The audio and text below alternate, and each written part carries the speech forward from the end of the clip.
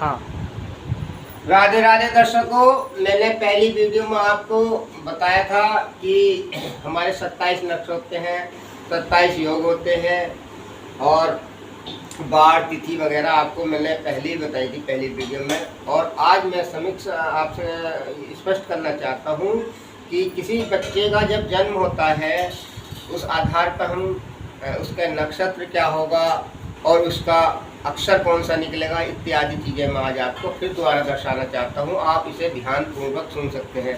आप ये मानिए कि हमारी जो 12 राशियाँ होती हैं, 12 राशियों में सबसे पहली राशि हमारी मेष है। आप ये भली बात जान सकते हैं कि जैसे मेष राशि में हमारे 3 नक्षत्र आते हैं और एक राशि में 9 चरण होते हैं और एक नक्षत्र में 4 चरण होते हैं। आप ये समझ सकते हैं, जान सकते हैं। आज मैं आपको उसी आधार पर चर्चा करूंगा जो आपको बहुत सरल विधि से ये चीज़ें आप निकाल सकते हैं। जैसे मेष राशि है, मेष राशि में 3 नक्षत्र आते हैं। कौन से आते हैं? अश्वनी है, भरणी है, कृत्तिका है। ऐसी वृषभ राशि में कृत्तिका आएगी, रोहिणी आएगी, मृगशिरा आएगा।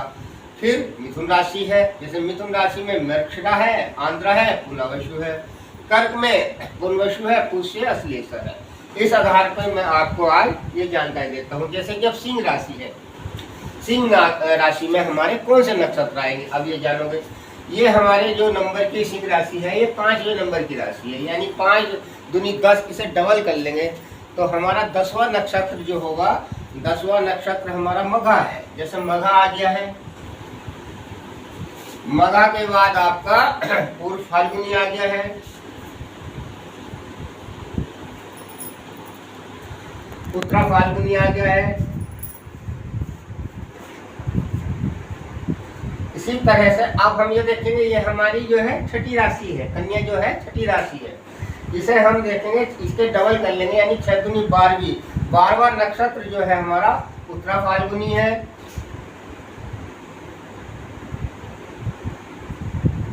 हस्त है, चित्रा है। अब हमारी तुला जो राशि है ये हमारे कौन से नंबर की राशि है? 1 2 3 4 5 6, यानी 7वीं राशि तुला राशि है। इसे 7 यदि हम डबल करेंगे तो 14 हो जाएगा। 14 का मतलब है 14वीं राशि की जो नक्षत्र है हमारा वो है चित्रा है। चित्रा के बाद हमारा जो आएगा वो स्वाति आएगा। स्वाति के बाद हमारा विशाखा आएगा। अब ये जो हमारे 8वीं राशि है, यानी कि इसे डबल करेंगे 8 दूनी 16, 16वें नंबर पे जो हमारा नक्षत्र है वो है विशाखा है। विशाखा के बाद हमारा जो है अनुराधा है। अनुराधा के बाद ज्येष्ठा है। अब हम यहाँ क्लियर हो गए। अब ये जो धनु राशि है हमारी, ये धनु राशि जो है हमारी 9वें नंबर की राशि है, यानी इसे हम जब 9 दूनी 18 और इसमें एक और प्लस जोड़ देंगे तो हमारा 19 हो जाएगा, यानी कि 9 दूनी 18 और 1 19। 19वीं राशि, 19वां जो नक्षत्र है, सॉरी 19वां जो नक्षत्र है हमारा वो है मूल है। मूल के बाद हमारा जो है पूर्वाषाढ़ा है, उत्तराषाढ़ा है। अब धनु पे हमारे ये नक्षत्र आ गए। अब हमारी मकर जो राशि है वो हमारी 10वीं राशि है। 10 दूनी 20 और 1 21। 21वां नक्षत्र जो है हमारा वो है उत्तराषाढ़ा है। उत्तराषाढ़ा के बाद श्रवण है। श्रवण के बाद हमारा जो है धनिष्ठा है। अब हमारी कुंभ राशि है। कुंभ राशि हमारी 11वें नंबर की राशि है। तो 11वें नंबर की जो राशि है 11 दूनी यानी कि 22 और एक और जोड़ेंगे तो 23 हो जाएगा। 23वां जो नक्षत्र है हमारा कौन से अक्षर पर है? 23वां, जैसे घनिष्ठा है। घनिष्ठा के बाद शतभिषा है और शतभिषा के बाद पूर्व भाद्रपद है। इसी तरह से हम, जैसे हमारी मीन राशि है, लास्ट की राशि है, यानी 12वीं राशि है, 12वीं राशि को यानी डबल करेंगे, 12 दूनी 24 और 1 25। 25वां जो नक्षत्र है हमारा वो है पूर्वापद और उत्तराभाद्रपद, और लास्ट का जो हमारा नक्षत्र वो है रेवती है। भाई दर्शकों, मैं आपको एक चीज और बताना चाहता हूँ, जैसे कि हमारे जो नक्षत्र हैं वो 28 होते हैं, लेकिन हमारा जो गणित के अनुसार जो बताएगा वो 27 नक्षत्र बताया गया है। जैसे कि एक नक्षत्र हमारा अभिजीत है, जो उसे हमने, जैसे कि कोई बिरादरी होती है या उसमें हम उसको निकाल देते हैं, इस तरह से हमने उसे ज्योतिष अनुसार उसे हमने अपने उस घर से बाहर रखा है। तो इसी अनुसार 28 नक्षत्र है, लेकिन हम 27 नक्षत्रों की गणना करते हैं। उस आधार पर मैं आपको आज बताना चाह रहा हूँ। जैसे कि अब हमारा ये क्लियर हो गया, आप मुझसे द्वारा भी सुन सकते हैं, देख सकते हैं। जैसे मेष राशि है, एक राशि में 9 चरण आते हैं, और एक राशि में 3 नक्षत्र आते हैं, और एक नक्षत्र के 4 चरण होते हैं। आप ये भली बात ही समझ सकते हैं। मैं आपको फिर दोबारा चाहे पूछना चाहूँ तो बता भी सकता हूँ और बार बार सिखा भी सकता हूँ। अब हमारे जैसे मेष राशि है, मेष राशि में 4 चरण कौन से होते हैं? जैसे कि क्यू है, चे है, चो है, ला है, ली है, लू है, लो है, ए है। ये हमारे 9 अक्षर जो आते हैं ये चरण कहलाते हैं। यानी कि एक राशि में 9 चरण होते हैं और एक नक्षत्र में 4 चरण आते हैं। ये आप बहुत अच्छी भली बाती स्पष्ट कर सकते हैं और समझ सकते हैं। अब हमने ये जो सारणी के अनुसार आपको बताया है कि एक राशि में 3 नक्षत्र आते हैं और एक नक्षत्र में 4 चरण आते हैं। इसी तरह से हम, जैसे कि अब किसी बच्चे का, जैसे हमें जन्म निकालना होता है, किसी बच्चे का जन्म, ये मान लीजिए 1/8/2025 या 22-23 जो भी है, 22 ही मान लेते हैं। और समय क्या है? समय मान लो उसका सुबह के समय में 7:05 उसका समय है। अब हम इस आधार पर कैसे निकालेंगे कि बच्चे का अक्षर क्या होगा, उसका चरण क्या होगा, उसकी राशि क्या होगी?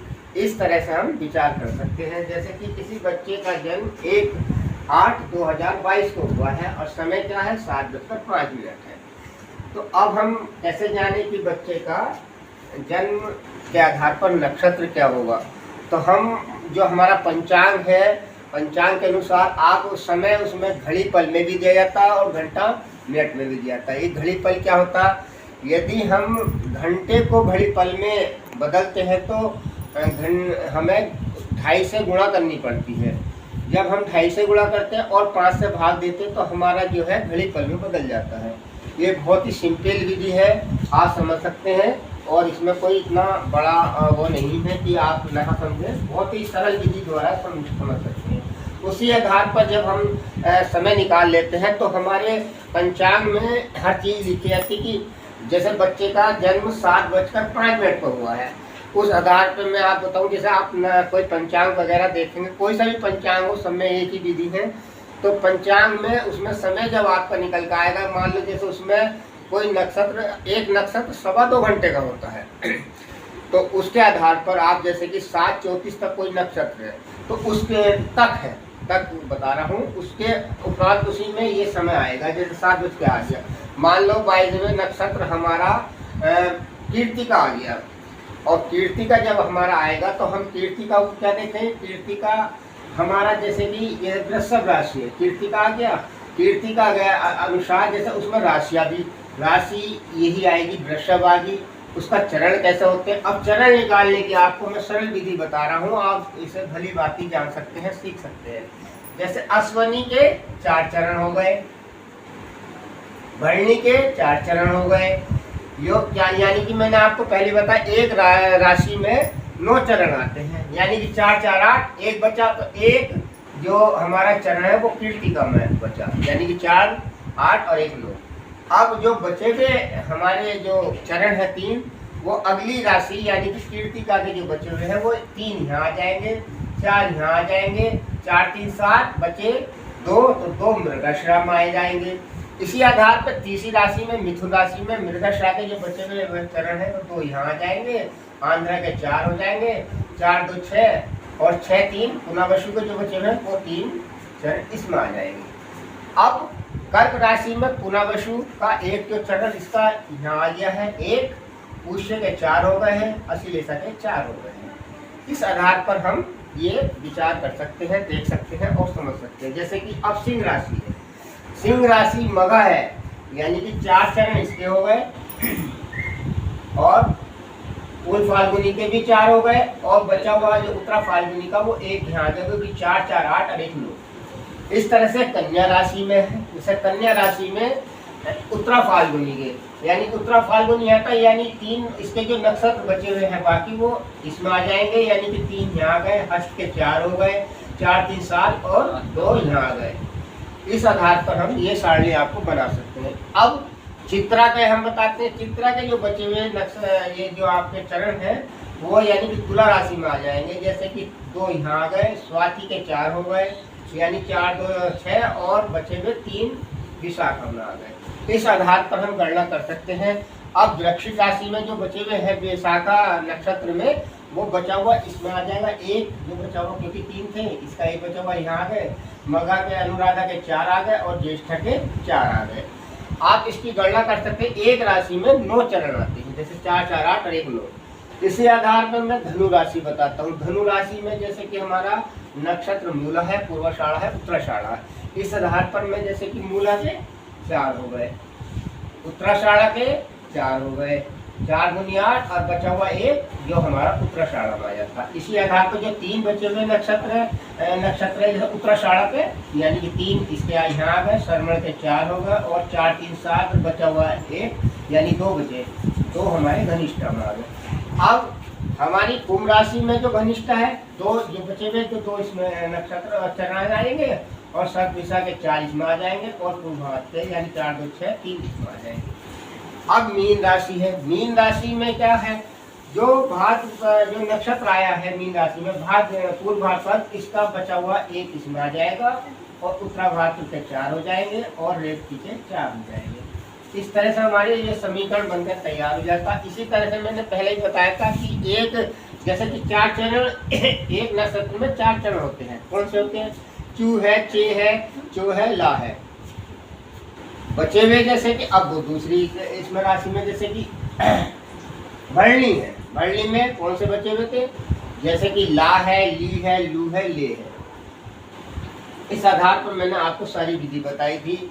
उसी तरह से हमारा अक्षर निकलेगा, नक्षत्र क्या होगा, अक्षर क्या होगा, इसी विधि से हमारा पूर्ण तरह से यह हमारी सारणी बनकर तैयार हो गई है।